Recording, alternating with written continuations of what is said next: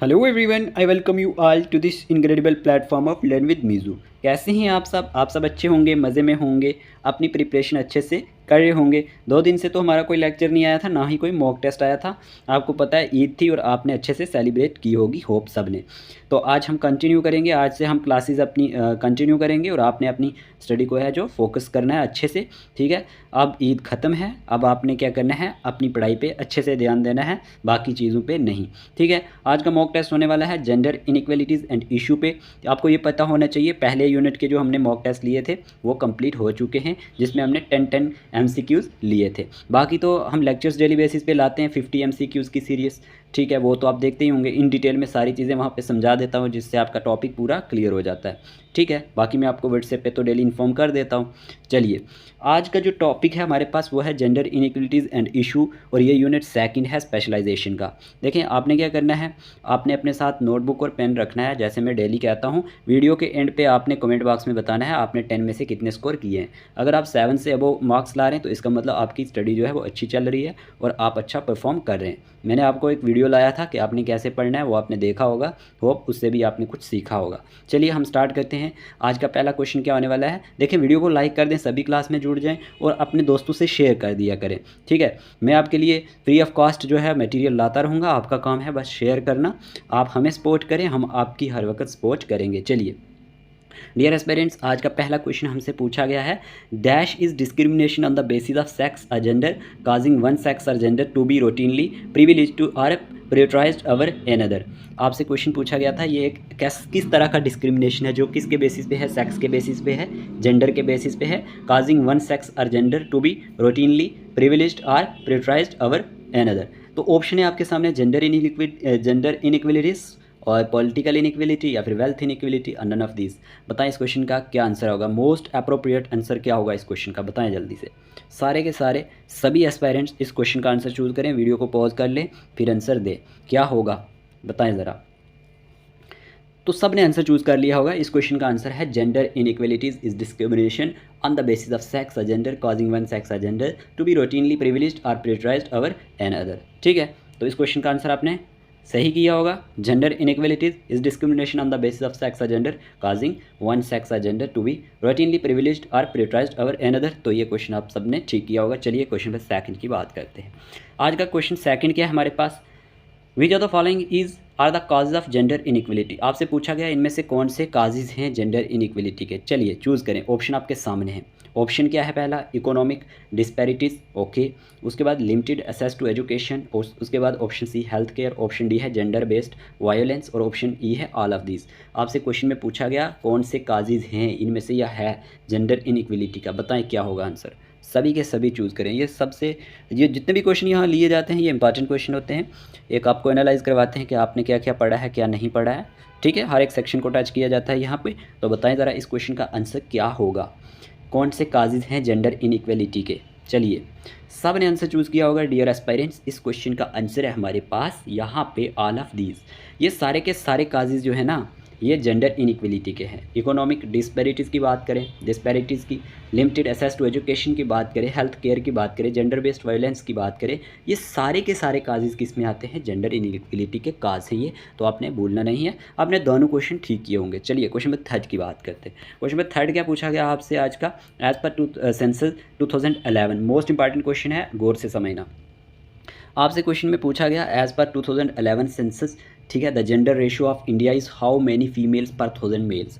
2011 census के according जो gender ratio है इंडिया की वो कितनी थी, 843 फीमेल्स, 943 फीमेल्स, 362 फीमेल्स, 949 फीमेल्स पर 1000 मेल्स पे कितनी हमारे पास रेशियो थी फीमेल्स की, बताएं। जेंडर रेशियो पे क्वेश्चन पूछा गया है और ये क्वेश्चन बहुत इंपॉर्टेंट है, आगे भी पूछे जाने के चांसेस हैं एग्जाम में। चलिए क्या होगा आंसर। डियर एस्पायरेंट्स, आपने आंसर चूज़ कर लिया होगा वीडियो को पॉज करके। As per census 2011 the gender ratio of India is हमारे पास था 943 फीमेल्स पर 1000 मेल्स। ठीक है, कितनी फीमेल्स थी, 943। ऑप्शन नंबर बी इसका करेक्ट आंसर था। आप सब ने ये आंसर सही दिया होगा। ठीक है, 2011 के सेंसस के according the gender ratio of India is 943 females पर 1000 मेल्स। अब आपने इसको नहीं भूलना है। चलिए क्वेश्चन नंबर 4 की बात करते हैं। क्वेश्चन नंबर 4 आपसे पूछा गया यहाँ पे, what is the rank of India in gender gap index 23 sorry. बताएं रैंक क्या था इंडिया का इन जेंडर गैप इंडेक्स में 2023 में। ऑप्शन है 98 out of the 146 countries, 150 out of 146 countries, 100 out of the 146 countries या 127 आउट ऑफ 146 कंट्रीज़। बताएं इसका आंसर क्या होगा। देखिए मैंने वो क्वेश्चन उस तरह से लाए हैं जिस तरह का आजकल का एग्जाम पैटर्न है।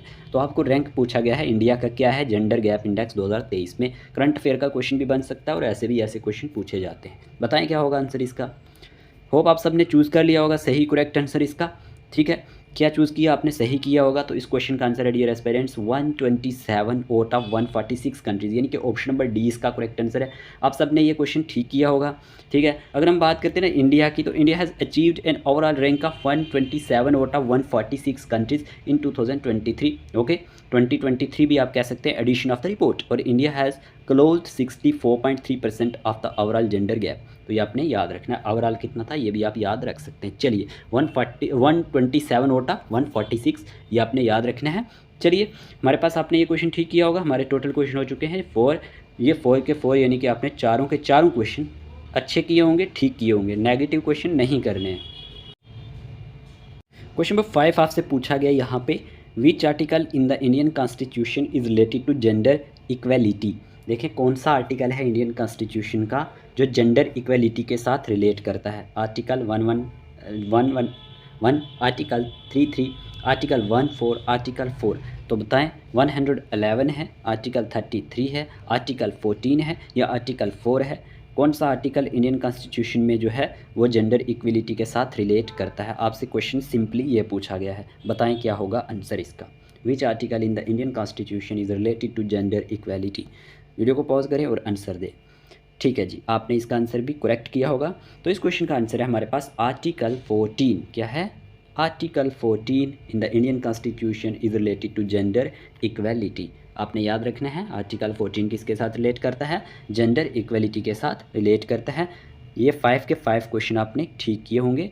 चलिए क्वेश्चन नंबर 6 की बात करते हैं। तो डियर एस्पिरेंट्स आपसे क्वेश्चन नंबर 6 क्या पूछा गया है, what is the literacy rate of J&K as per 2011 census.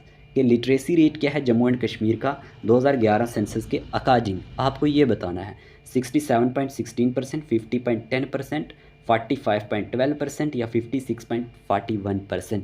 आपको बताना था लिटरेसी रेट जम्मू कश्मीर का 2011 सेंसस के अकॉर्डिंग कितना है। बताएं ज़रा क्या होगा आंसर, जल्दी से चूज़ करें और सभी वीडियो को लाइक कर दें। वीडियो को लाइक करने से ये होगा डेली जो मैं वीडियो डालता हूँ वो आपको शो होती रहेंगी टाइम टू टाइम।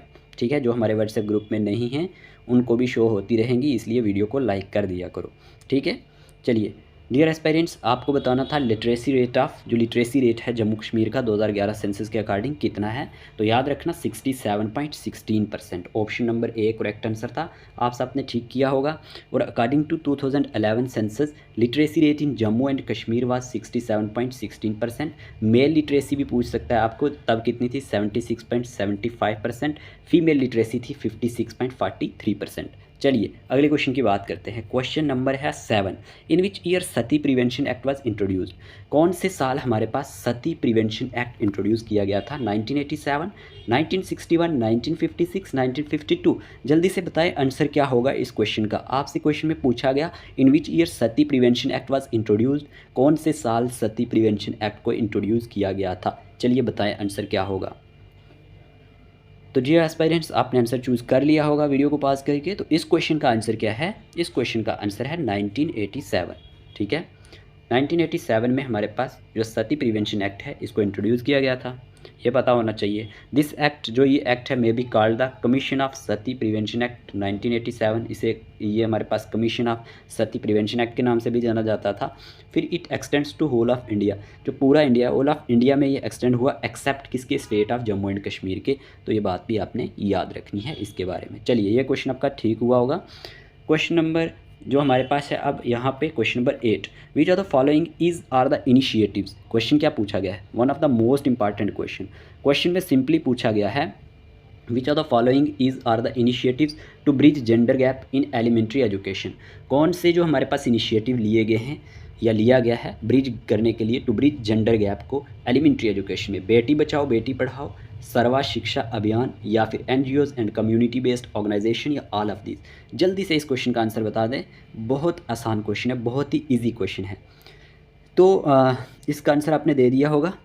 तो यहाँ पे इसका आंसर क्या होने वाला है? इस क्वेश्चन का आंसर है हमारे पास ऑल ऑफ दीज। देखें, बेटी बचाओ बेटी पढ़ाओ, सर्वा शिक्षा अभियान जो है, NGOs and community based organisations, तो ये सारी की सारी जो है ना हमारे पास ये इनिशिएटिव्स जो हैं हमारे पास किसके लिए, किसके रिलेटेड हैं? एलिमेंट्री एजुकेशन में जो bridge gender gap in elementary education, ये लिए गए हैं सारे के सारे इनिशिएटिव इसी के लिए हैं। ठीक है, तो आपको ये पता होना चाहिए। सच एस बेटी बचाओ बेटी पढ़ाओ की बात करें, सर्वा शिक्षा अभियान की बात करें, focus on improving access to education, okay, addressing gender bias and ensuring inclusive schooling, NGOs and community based organisation play crucial role in creating awareness about the importance of girl education.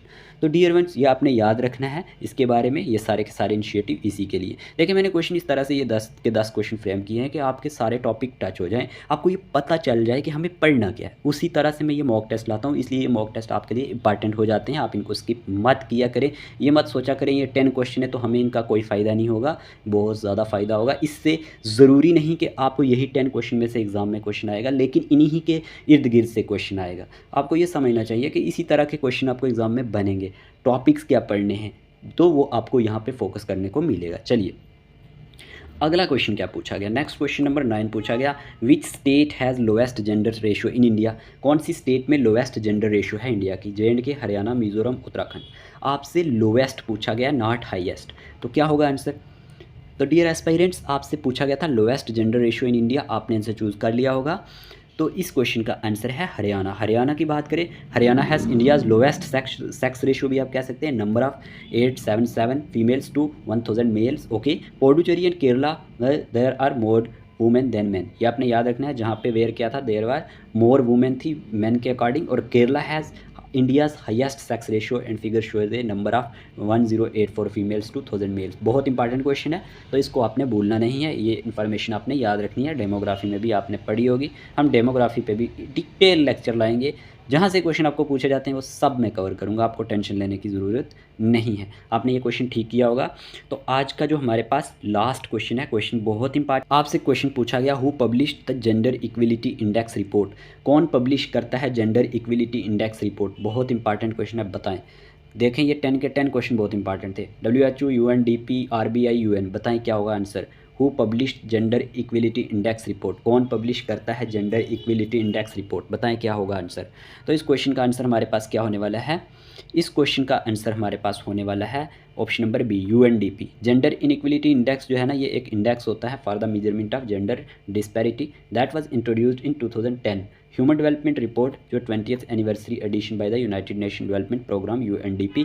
UNDP की full form आपसे पूछ ले, United nation development programme. तो ये हमारे पास क्या करता है, पब्लिश करता है जेंडर इक्वलिटी इंडेक्स रिपोर्ट को, तो ये आपने याद रखना है। बाकी अगर कोई नया है हमारे चैनल पे तो वो हमारे व्हाट्सएप को ज्वाइन कर सकता है 8492886188 पर मैसेज करके, ठीक है। चलिए, अब आप जल्दी से क्या करें, जल्दी से अपना स्कोर जो है वो आप कमेंट बॉक्स में मेंशन कर दें कि आपने 10 में से कितने मार्क्स लिए, 7 लिए, 8 लिए, पॉइंट कितने लिए। आप अपने साथ नोटबुक, तो इसीलिए मैंने कहा था रखने को आपको।